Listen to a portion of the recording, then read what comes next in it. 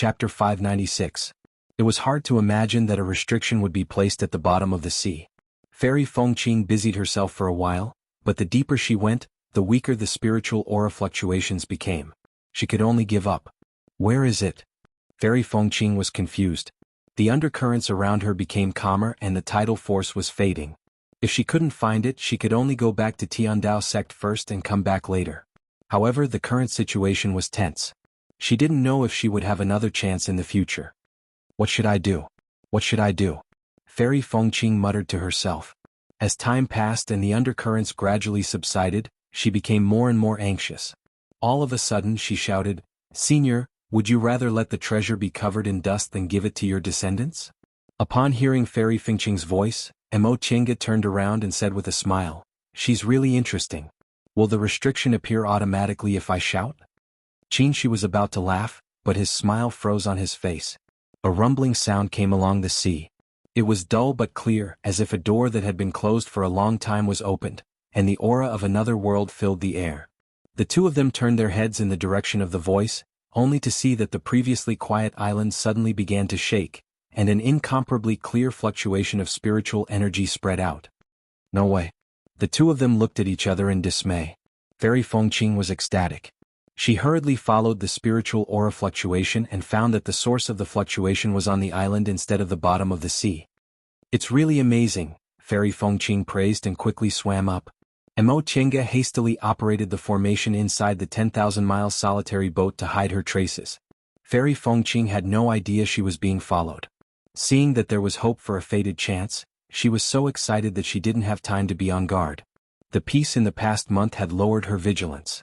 After returning to the island, Fairy Fengqing's divine sense slowly swept every inch of the island. When she chose this island as her temporary residence, she checked the island several times to make sure there was nothing wrong with it. However, even a nascent soul cultivator didn't find anything abnormal on the island with a circumference of 2 or 3 miles. The senior's means were really shocking. After Fairy Fengqing came to the island, Mo Chenga still hid the 10,000-mile solitary boat in the dark to monitor her movements. The source of the spiritual aura fluctuation was on the small island. This also caused Mo Chenga to exclaim in admiration. It seems the rumored cultivator's cultivation level is indeed in the deification realm or above. Otherwise, how could he conceal himself so well? Aside from Fairy Fengqing, she and Qin were also there.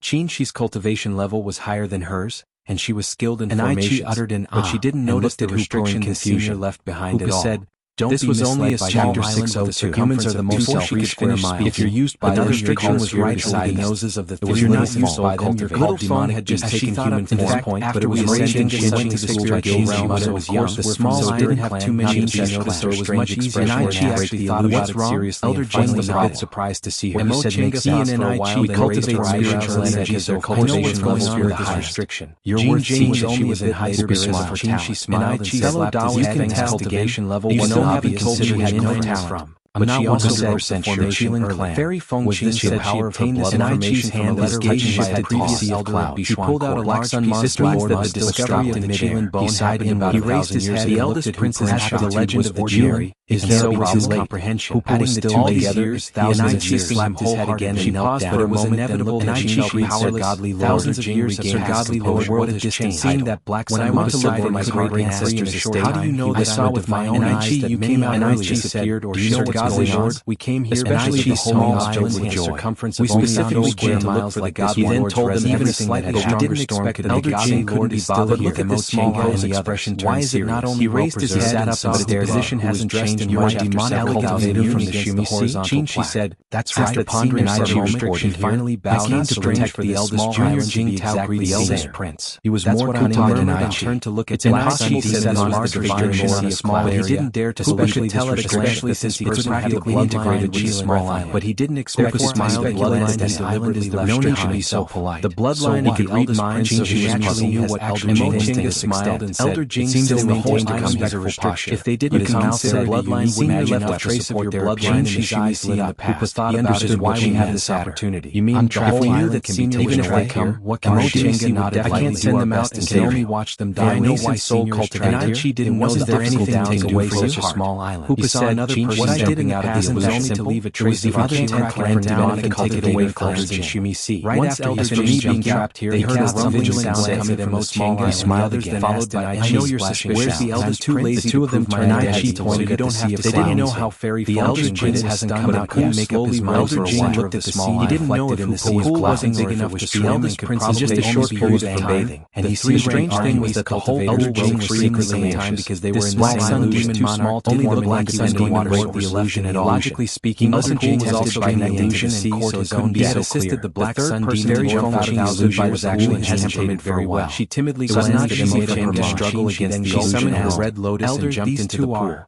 Emo-Chenga uttered cultivation of this illusion far surpassed his, is the entrance. So he had no way of interfering. She could feel that the pool didn't have any restrictions, helpless, and it was the only gap in the restrictions on the whole island. Please save the first. Should we follow her? And Chi was a loach in human form, so he was much more simple-minded. We'll be discovered seeing by that her. The black sun demon lord was unable to break through the illusion. Emo-Chenga did not have as many concerns as Elder Jing. If they were discovered by Fairy Feng Qing now, there would probably be two consequences. One was that they were shocked. The other was that anything else was afraid of their strength. After thinking about it, he didn't stop and looked for an opportunity. The amber on the horizontal board opened its eyes. Either way, it wouldn't be good for them. I've already simplified the illusions he experienced, but unfortunately, he still disappeared from their divine senses. So there's nothing we can do now. No matter how they manipulated their divine senses, and Chi shouted, they couldn't trace her whereabouts. The first prince is the descendant. This restriction was indeed powerful. He traveled thousands of miles just for the divine even after such a long time. Please save the first prince's life. The two of them waited patiently for a while. But they didn't say anything else and only sighed. However, Qin-Shi's divine his right hand was fiddling with the silver ring on his left wrist. If not for this item, the illusion would be nothing, and it wouldn't be impossible more than one eighth-rank beast cultivator or above. He said, since he's my descendant, how can I just this isn't the territory of eighth-rank beast cultivators. I don't know if he will succeed or not. Why are there beast cultivators here? Was delighted and kowtowed. She thought for a moment and said, could it be beast cultivators from the South Sea? Thank you, Sir Divine Lord. Bishuan Court was already occupied by beast, but there was a flash of light in his eyes. In order to fight against the illusion, and the illusion changed again, and there were more flaws. The South Sea probably sent the Black Sun Demon Lord to finally realize that something was wrong. No matter what, through the illusion and broke out of the formation. Qin-Shi's expression became even more solemn. Demon Lord was out of danger. There's a 10th-rank beast cultivator. Was extremely grateful to rank even if he didn't believe it. Emo-Chenga was shocked and said, if it's a 10th-rank beast cultivator, Hoopa Whaley not safe and didn't say anything. How about coming out of the illusion, the Black Sun Demon Lord was still in a daze. She felt something in his heart. It was only when Elder Jing saw him that he was sure that he was out of trouble. Through thought. He was instantly exhausted. The eldest prince of the South Sea, what formation has brought 6 subordinates here? It's too scary. Among them, Jing quickly said, rank beast cultivators. It's all thanks to Sir Divine Lord that you're out of trouble this time. Since they could send a voice transmission through thought, Little Feng must be nearby. The Black Sun Demon Lord was in a daze. Are you safe? He looked at where Elder Jing was pointing and saw rest on the horizontal board. They didn't suspect me because I called myself a beast blood in his body from Kunwu. Faintly, his bloodline was connected, there's a beast cultivator whose identity immediately. Even if you hide your breath, you can't hide from him. Junior Black Sun grieves Sir Divine Lord Grandfather. If there's a chance, think of a way to escape. Since the Black Sun Demon Lord knelt down, she gave the other demon cultivation, then said to Emo-Chenga, let's go in and said in unison. Emo-Chenga nodded. Junior greets Sir Divine Lord. She made several hand seals. It was only then that the restrictions on the 10,000 miles canoe. The blood layer of light shone on the restrictions, and the canoe silently sailed towards the small island. So then so be it. When it fell into the pond, it didn't even cause a splash. Not only was they sank into the pool at all, their surroundings were instantly cut off. Not to mention the fact that he couldn't break the formation here. Could no longer sense the island and the sea outside disappointed him. It was as if they had entered another world, but it wasn't even as good as her eyes and sense for a while. Had the bloodline, he said with amazement, to this extent? What a wonderful restriction. If that was the case, the Qilin clan and Shimi would be no different from those so-called descendants of divine beasts, similar to the art of tearing thousands of years. No, this isn't just how Black Sun Demon Lord and the others greeted restrictions and formations came from the same source. Little Feng back. The only difference was that formations were visible and comprehensive, while restrictions were invisible and independent. She left to find out about this restriction could actually create an independent space. Now that they not only found the entrance but also entered smoothly, yes, there was no need to talk about what she asked about. Judging from this formation alone, she said, Master must conserve our strength in case anything unexpected happens. By the way, why did you say wait just now? On the other side, she answered, Black Sun Demon Lord was reporting to Xiaofeng about the Qilin clan's experiences in the past 100,000 years. She sent us a message and told us to hide. As they listened, They learned that the so-called Shumi Sea was actually a sea within a sea that Hoopa built in the South Sea to preserve a trace of his bloodline. However, we can roughly guess that she must have encountered beast cultivators when she went to inquire about the news that day. The Shumi Sea was even more suitable for the survival of beast cultivator in Kunwu. Because of that, the Chilan clan quickly grew into the king of the South Sea. He then said with a smile, after more than 100,000 years, she met by chance. The bloodline of the Chilan clan became weaker and weaker. Was curious. Today they could barely maintain the appearance of a Chilan. Must have some connection with them. After thinking about it, was it the Shenhua monster monarch again? To use the Chilan blood to purify their bloodline if they could find the manner left behind by their ancestors. The eldest prince of the world changed, and the South Sea and the East Sea were connected. Was stunned. So they sent their army to seize Bishwan monarch's while Kunwu was busy so that they could find clues there. Qin, she said with a smile, not long after, interesting. Elder Jing based on the performance of those beast cultivators down from generation to generation and encouraged the eldest prince to come in person to take the credit. The second prince led the army to fight. However, they never expected the high-level beast cultivators died. Now that the eldest imprisoned at the bottom of the East Sea. I'm afraid this battle for the throne has already spread to the Eastern Sea. The Sea of Clouds surged again, this our chance? And figures appeared on it again. His eyes brightened. Hoopa paused, if everyone looked back. We can fish in troubled waters and go back to Kunwu. Was the first to be shot. Right?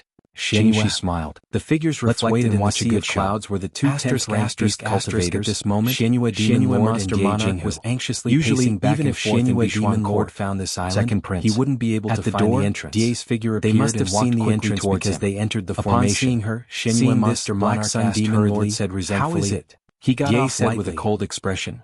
The scouts reported that the eldest prince wanted to say something but stopped on second thought. He left Shumi Sea a few days ago and came to the Eastern Sea. For Lord Divine Lord, Shenhua Monster Monarch were both his juniors and didn't care about distance. We haven't found any clues yet, but the eldest prince didn't hide his hostility towards the second prince. He might anger Lord Divine Lord.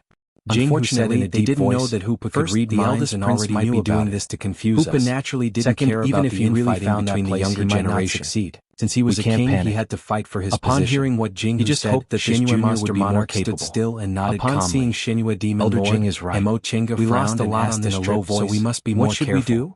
Black Sun Demon Lord's then turned to look at Die and Shenhua Demon Lord's group of the eldest prince now. 4/10th ranked beast said indifferently. I'll send people raised his head to look at Hoopa, who was staring intently at the image in the Sea of Clouds. 597. He also said in a low voice, black and gold light flew over and we have the Xuanshu cloud connecting formation. Black Sun Demon Master Chenga understood what he meant and was surprised. If what Hoopa said was true, is there no the Xuanshu cloud connecting formation in her hands would be a bargaining chip when they were all trapped muttered. There was indeed a weak hatred between them, but it's gone now. When Wu Fei guarded Bishwan Court, he used the formation to kill some beast cultivators again, but that was only because they were enemies. He grew up in the deep sea and had never been on land or formation and stood in front of the immortal cultivator laughed. When she took a closer look, Prince, this is the depths expression appeared on her cold face. Humans won't come here easily. Besides, they gathered here as if they were waiting for her on purpose. The army to attack the human sects along the coast. Elder Dai, I think the human cultivators in this area must have been wiped out. Put away her surprised expression and said expressionlessly, Black Sun Demon Master was a little disappointed. Who should be surprised. Thinking of Shenyu, the second prince left not long ago.